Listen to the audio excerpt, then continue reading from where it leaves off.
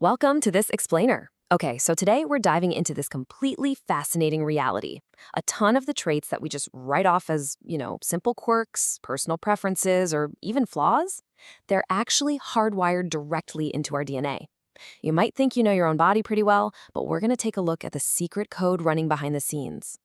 Think about this for a second. What did you eat for lunch 3 Tuesdays ago? Yeah, you almost certainly can't answer that. But there are a handful of people on Earth who can do it effortlessly. And honestly, that kicks off our journey into the incredible, completely invisible, and sometimes kind of dark genetic lotteries happening inside our bodies right this very second. Let's jump into Section 1, the illusion of normal. So let's just go ahead and shatter what you probably assume is standard factory setting human biology. We often look at people who are lactose intolerant like they've got this biological glitch, right? But historically speaking, almost every single mammal switches off the enzyme that digests milk sugar right after weaning. It wasn't until a few human populations who kept cattle and sheep evolved lactose persistence, which is basically a genetic cheat code, that this changed, and it spread like wildfire. So if you're out there chugging a glass of milk as an adult without any consequences, you are actually the genetic outlier. People who are lactose intolerant, they represent the original unaltered human design. You are the edit that stuck. Have you ever wondered why cilantro tastes like fresh, delicious herbs to some of us, but like a literal bar of dish soap to others? Well, it all comes down to a tiny string of code settling this massive dinner table debate. It's all thanks to the OXR6A2 gene cluster. See, cilantro contains aldehyde compounds, and those are the exact same molecules found in soaps and lotions. If you happen to carry the specific genetic variant, your receptors aggressively lock onto those compounds, and your brain just screams soap.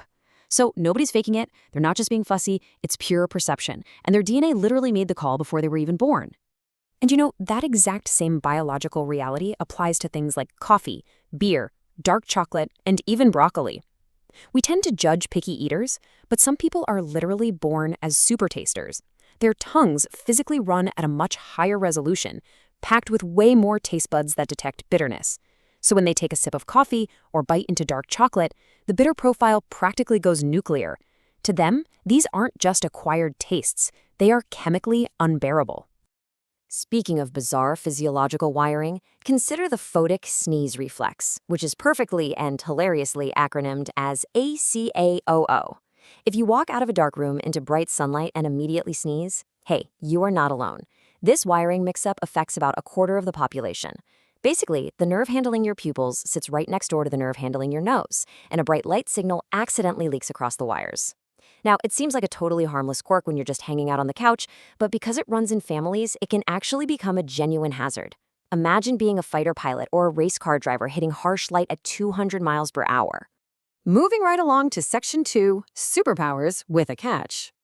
So, some genetic traits sound like absolute superpowers on paper, but in reality, they carry very quiet, very heavy curses. Remember our lunch question from earlier? Well, people with hyperthymesia, or highly superior autobiographical memory, can give you a random date from years ago and walk you through it like they're reading a diary they never wrote. It sounds amazing, right? But here's the crucial catch. They can never forget the absolute worst days of their lives either. While your bad memories sort of soften at the edges over time, theirs stay in full, vivid color, available on command whether they want it or not. It really proves that what we often treat as a glitch, forgetting, might actually be a biological mercy. Then we've got synesthesia. This is a condition where the brain's sensory channels, which are normally kept in separate lanes, start bleeding into one another. So people might hear a song and actually see colors, or read the number 7 and just instantly know that it's green. We so often treat synesthesia like a brain that's wired slightly wrong. But get this exact sensory glitch shows up far more often in highly creative artists, writers, and musicians. The very wiring that sounds broken is frequently the exact same wiring driving a tremendous amount of human creativity. Or consider this beauty standard written right into our genes, a mutation in the FOXC2 gene called dystogiasis, which causes a full extra row of eyelashes to grow. From a distance, it looks incredible. Elizabeth Taylor reportedly had it, and honestly, it sounds like a beauty influencer's absolute dream. But the harsh reality is that these extra lashes actually grow from glands inside the eyelid, so they often scrape against the eye itself, causing severe pain, irritation, and even hidden issues with the lymphatic system. It's a trait people would screenshot and envy for sure, but the person who actually has it would probably trade it away in a heartbeat. 50. That is the staggering total number of confirmed cases on Earth of a blood type so incredibly rare it has a nickname most doctors will never even use in their entire careers: Rh null, or golden blood. Now, the truly incredible thing about golden blood is that it's missing every single Rh antigen. That makes it the universal donor's universal donor. It is absolutely priceless to medicine. But here is the terrifying tightrope of this genetic superpower. While their blood can save almost anyone, if a person with golden blood ever needs a transfusion themselves, they have virtually zero matches on the entire planet. They carry the most life-saving blood there is, yet they are the ones who can barely be saved. All right, let's move into Section 3, the genetic lottery. We are now entering the realm of the purely accidental, where a simple roll of the genetic dice at birth dictates everything from your physical stamina to your daily hygiene routines. Did you know less than 2% of the world's population has red hair? But the gene responsible for it, MC1R, is doing something way stranger than just painting a vibrant color on top of someone's head. Yeah, that same MC1R variant is quietly rewriting how their entire body handles pain signals. Redheads actually tend to have a higher resistance to certain types of pain, while paradoxically being way more sensitive to cold. And most alarmingly, studies show they often require significantly more anesthesia to be properly knocked out for surgery. Literally, the exact same dose that works perfectly on everyone else can leave a redhead completely undermedicated. Their hair color is quite literally a visible warning label for anesthesiologists.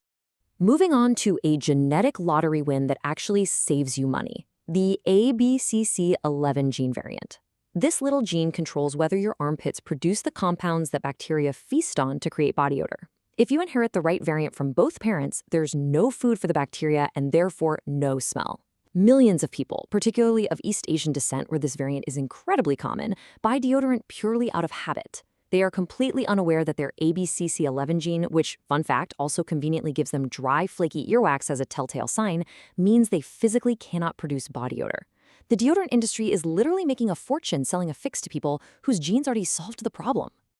Now, for a lottery win that might honestly feel a bit unfair, the FOXO3 gene variant is a longevity gene tied to exceptional cellular maintenance. Studies looking at people who live past 100 find this variant way more often than random chance should allow. It stings a little, I know, but the reality of FOXO3 is that you can do everything right. You can perfectly dial in your diet, prioritize your sleep, never miss a day at the gym, and still lose the aging race to someone who smokes, drinks, and does everything wrong. Why? Simply because they were handed a biological vehicle that is fundamentally harder to kill.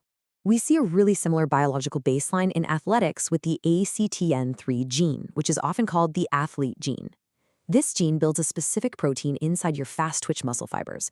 Almost every elite power athlete on Earth has the functional ACTN3 gene, giving them the raw hardware for explosive sprinting and lifting. A huge slice of the population, however, carries a broken copy, which quietly nudges them towards endurance sports instead. But hey, keep this in mind. Having a massive engine does absolutely nothing if you never turn the key. Plenty of people walking around with the perfect sprinter's gene have never run a day in their lives. Sometimes the lottery gives you heterochromia, 2 different colored eyes. It really just comes down to melanin distribution.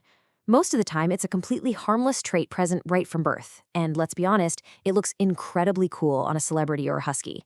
But if this trait appears suddenly in adulthood, that is not just a cosmetic shift. It can be a quiet alarm bell, acting as the very first visible sign of an underlying injury or disease that's quietly announcing itself.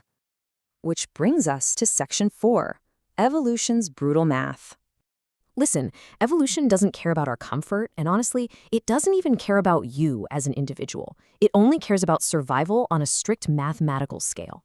Take this CCR5 delta 32 mutation. HIV is a modern killer that breaks into your cells through a specific doorway called CCR5. But some people, mostly of Northern European descent, inherited a mutated version where that door is essentially just bricked over. The virus knocks and finds absolutely no way in. They are totally immune. Why? Well, the leading theory is that a medieval plague swept through Europe centuries ago and quietly selected for this exact survival trait. A literal typo in human DNA, passed down from plague survivors, has now become one of our only real, weaponized defenses to functionally cure modern diseases like HIV. And this brings us to one of the cruelest deals evolution ever made, the sickle cell gene.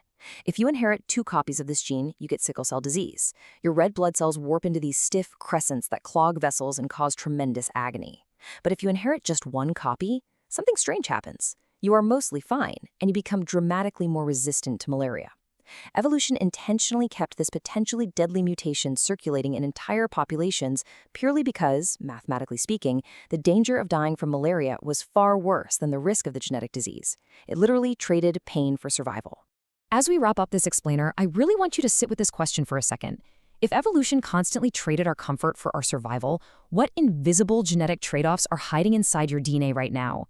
The next time you strongly hate a certain vegetable or notice a strange physical quirk or walk into bright sunlight and sneeze, just remember, every preference and supposed flaw you have might just be an ancient survival tactic echoing in your blood. Thanks for hanging out with us, and keep questioning what makes you you.